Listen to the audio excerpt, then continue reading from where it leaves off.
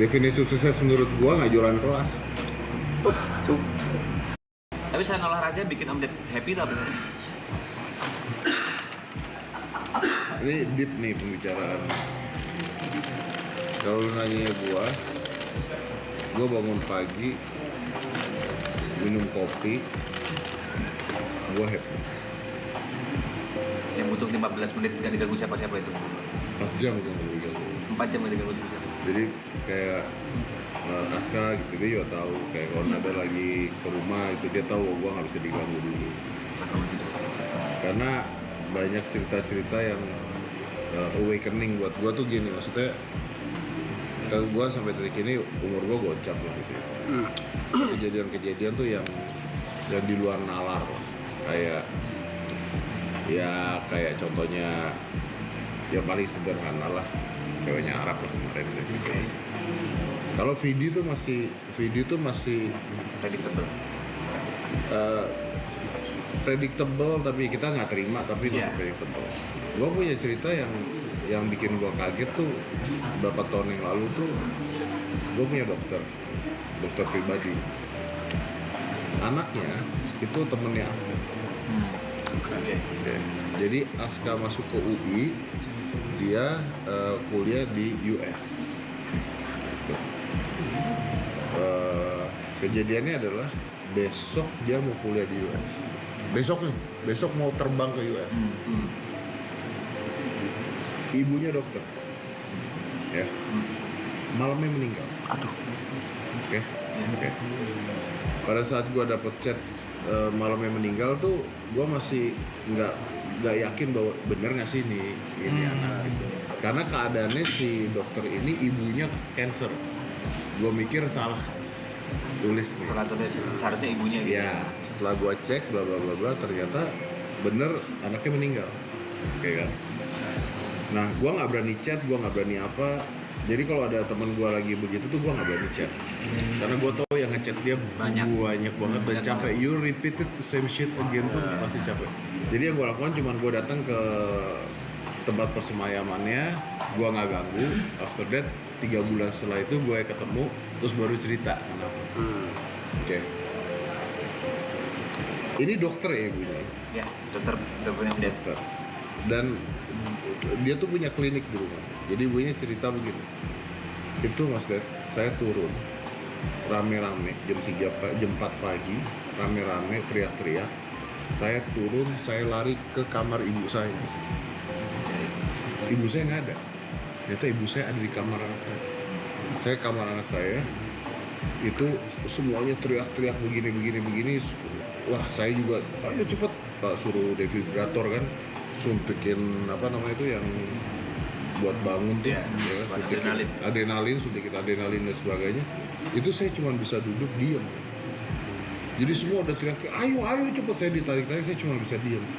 Tahu Mas Ed kenapa saya diam? Dari lihat mukanya saya tahu ini udah 4 jam lah. 4 jam kan, oke. Terus pertanyaan gue gini, meninggalnya kenapa? This is a big question kan? Ya. Kenapa tiba-tiba meninggal? Ya, nah ini dokter loh ya. Dia bilang itu pada saat itu saya tuh sampai periksa dari atas leher sampai bawah kaki, Mas. Karena ini anak nggak punya penyakit, tidak punya penyakit sama sekali, sehat-sehat. Baru ngobrol terus meninggal. Saya periksa dari atas kepala sampai kaki karena otak saya cuma satu, dibunuh. Oke. Karena tidak ada alasan meninggal gitu maksudnya. There's no reason for him to die, nggak ada alasan meninggal. Jadi akhirnya catatan meninggalnya tuh cardiac arrest. Karena dia apa sih? Cardiac arrest, jantung. Padahal dia juga nggak punya, ibunya dokter tiap tahun ini check juga up semua, check up juga nggak punya jantung, tapi kan harus punya alasan meninggal kan. Jadi alasannya adalah cardiac arrest. Nah akhirnya terus gue push, ya udah dok. Jadi gini deh, give me reason kenapa meninggal. Kasih gue reason, lu kan dokter kan. Masa sih nggak dapet reason mas gue? Lu tau gak jawaban dia apa? Kayaknya saya di-prank Tuhan. Begitu dia ngomong gitu, like, oh shit. Terus kayaknya kalau kita masih bisa ketawa ketiwi, nikmatin begini dan sebagainya. Pagi-pagi masih bisa minum kopi, Itu bisa bikin happy. nyantai itu kayaknya dari small thing bisa bikin happy. Dan itu kejadian di gua 2 kali. Satu lagi, dokter juga pak. Dokter, oke. Dia dokter, anaknya sakit di saat COVID. Oke. Nah, jadi lo kalau tahu dokter pada saat COVID itu lagi susah-susahnya. Karena Overload pasien apa? pasien overload, duit nggak ada. Karena kan nggak ada tuh orang datang internet batuk kayak atau apa kan nggak, ini semuanya ngurusin begitu, kerjanya apa ya, duit nggak ada dan sebagainya. Jadi duit nipis dan sebagainya, anaknya masuk rumah sakit. Anaknya masuk rumah sakit karena penyakit.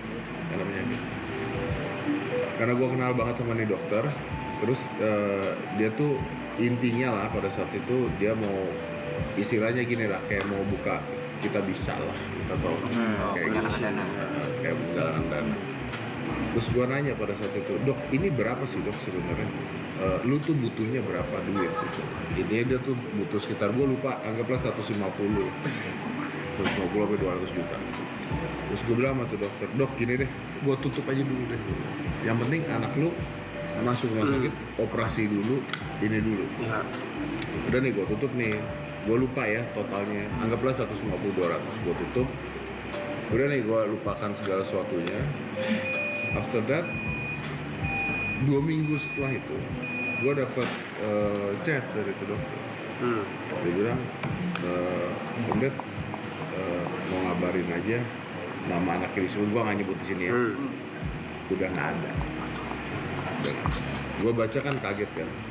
Begitu gue baca kaget, akhirnya gue telepon tuh dokter. Reaksi pertama gue mengatakan bahwa turut berduka cita. Terus yang kedua adalah I'm very sorry gitu. Karena gue berharap dengan gue bantu pada saat itu bisa tertolong. Nah, lu tau nggak jawaban tuh dokter? Ini yang bikin gue shit lah. Dokter itu jawab gini, bro, gitu, lu nolong gue itu. Terus diem. Terus gue telepon dong, gue bilang enggak bro gitu. Ternyata ya masih meninggal juga. Dan dia jawab gini, enggak bro, lu nolong gue. Duit 150 juta itu ngasih gue waktu 9 hari untuk gue ketemu anak.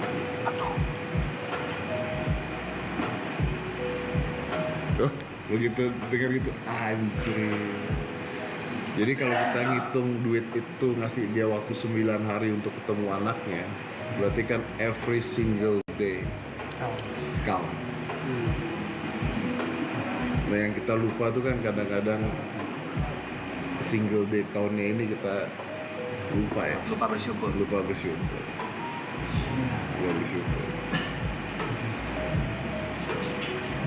Ya gitu hidup. Makanya kalau ditanya what make me happy ya everything. Kayak same thing lah, kayak gue hari ini mau kesini gitu. Gue dari kemarin-kemarin udah antusias banget, udah happy banget. I don't know what gonna happen, tapi it's new experience.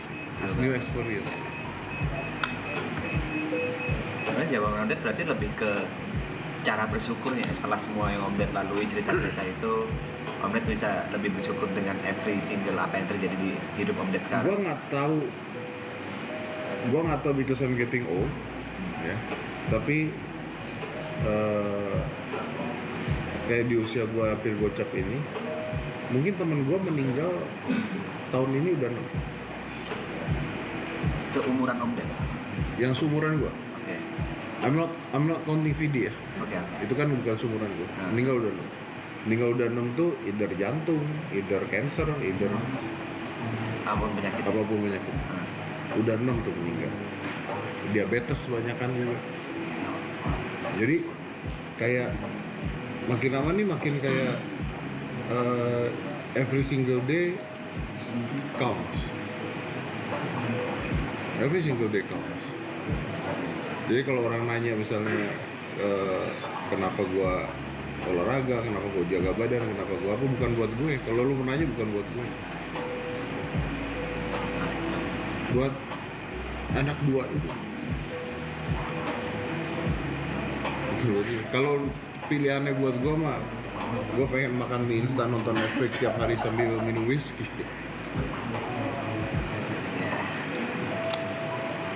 Karena jangan salah loh, I can drink loh. Ya. Bukan gua nggak bisa loh, gitu. I can loh. Tapi begitu gua lihat, ini kayaknya di umur gini udah pada ini nih. Kenapa olahraga udah sakit semua umur segini. Tadi gua cerita sama dia kan, 10 tahun yang lalu sama sekarang aja kalau gua olahraga aja, otot gua masih kuat, sendi gua kena. Sendi kena. Ya, tapi push. Kita kadang lupa bersyukur. Mungkin kebanyakan orang Lupa bersyukur. Pengennya banyak, pengennya lebih kaya, lebih ini, padahal little things sekarang itu amat sangat berharga. gue bisa bilang ini, Pe. Nih, lu punya masalah lah. Gue nggak tahu masalah hidup lu apa ya, tapi kan pasti lu punya masalah ya. Percaya sama gue, ada jutaan orang yang saat ini jutaan orang saat ini pingin banget berada di posisi ini. Setuju. Bahkan mungkin mereka rela untuk mengeluarkan duit miliaran untuk menemukan posisi. Nah, yang kita pikirkan kadang-kadang masalahnya doang. Ya, tapi lupa bersyukur. Lupa bersyukur ya bahwa jutaan orang nih pingin ada di posisi lu sekarang. And that's works for everyone, karena kalau kita ngeliatnya ke atas nggak pernah selesai, karena kita nggak melihat ke bawah. Same thing lah, misalnya nggak usah lu lah, nggak usah inilah. Misalnya orang nih sekarang kerja, gitu. Habis kerja terus capek ngeluh gitu, anjing gua kerjaan gua di kantor capek, kerjaan gua begini capek, kerjaan gua apa capek dan sebagainya. Oke lah. Pertanyaan gua, pernah ngeliat video viral ribuan orang ngantri kerja cuman buat bikin mie cilok apa segala? Iya. Ya kan? Itu ribuan orang. Jadi bayangin, kita harusnya kayaknya ngeliatnya ke bawah deh, bukan ngeliatnya ke Harus seperti itu. Ke atas untuk motivasi, ke bawah untuk bersyukur. Iya. Lihat ke atas capek, bro. Capek, bro. Makanya gue percaya ketika ada orang bilang bahwa wah, tai kucing lah orang yang bilang gua umur 19 tahun segala hal di dunia. ratusan miliar, tau kan sekarang lagi rame-rame kayak begitu kan. Pertama, itu bohong. Udah gitu aja. Kenapa Om Ded langsung bisa bilang kalau itu bohong? Oh iya, kalau you don't bullshit. If you don't have privilege, you're not gonna have that. Lu nggak akan bisa ya. Oke. Gue bicara umur 19 tahun ya. Oke. Ya sama lah, waktu itu juga kan ada siapa yang anak kecil umur 10 tahun bilang penghasilannya gede banget, jualan apa. Iya, bapak lu kan kaya, bos. Terus dia bisa bilang, ya kita nggak boleh, kita harus terus mencoba. Iya, lu bisa terus mencoba, karena kalau lu gagal, Safety net. lu punya safety net. Lu gimana caranya? Orang tuanya susah, ini ya susah, terus lu mencoba, lu gagal, gelandangan. Betul. Kalau ini lu gagal, lu pulang ke rumah lu masih AC, makanan lu masih enak, pembantu lu masih 3, ya lu nggak gagal, anjing. Iya. Nggak ada kata gagal buat mereka. Starting point-nya beda. Iya. Terus kalau misalnya, dan gini, assume kalau misalnya ada orang yang, wah beneran bisa nih, sukses beneran luar biasa, puluhan miliar dapat umur berapa, oke. Kalau lu bisa dapat segitu, oke, berarti something is taken from you also. Ada yang dikorbanin. Ada yang dikorbanin. If we see someone live very happy dan sebagainya, ada yang diambil sama Tuhan juga pasti. Pasti ada yang dikorbanin. Tapi kan sekarang kan banyak motivator-motivator yang nggak realistis gitu, kayak ngomong misalnya, wah saya 1 miliar pertama, kadang-kadang sekarang udah bukan 1 miliar, zaman dulu 1 miliar, 10 miliar pertama gue sukses umur segini bla bla bla, padahal saya waktu itu kerjanya nyuci piring, kuliah sambil nyuci piring, ngekos gini anak babi. Ente ngekos di Singapura. Kontrak jatuhnya tuh di apartemen ya. Jangan samain sama orang ngekos di Tanjung Priok, bos. Jangan ngajarin motivasi. Selama Anda masih ngekos di Australia, kerjanya cuci piring di sana. Jangan samain sama orang yang di sini. Piring di sini. Nggak bisa. Nggak bisa. Tapi kan terbukti ending-endingnya satu-satu yang kayak begitu-begitu ketangkep semua kan. Iya. Satu-satunya jalan lu bisa kayak begitu, sukses di umur segitu. Nah ini gua harus ngomong nih karena yang nonton kan banyak banget ya. Ya, Karena ya. nonton banyak banget. Kenapa gue benci banget sama orang-orang itu? Lu bayangin nggak orang-orang itu ngerusak otak anak-anak muda? Harapan palsu. Mimpi Wah palsu. gila. Jadi akhirnya ini banyak sekali anak-anak yang muda terus berpikir gila ya gue gagal ya. Hidup gue gagal banget ya. Mereka yang umur segitu udah puluhan miliar dapetnya, udah begini dapetnya dan sebagainya. Bohong. Percayalah. Kalau mereka bisa dapat uang segitu banyak di usia segitu, nggak jualan kelas.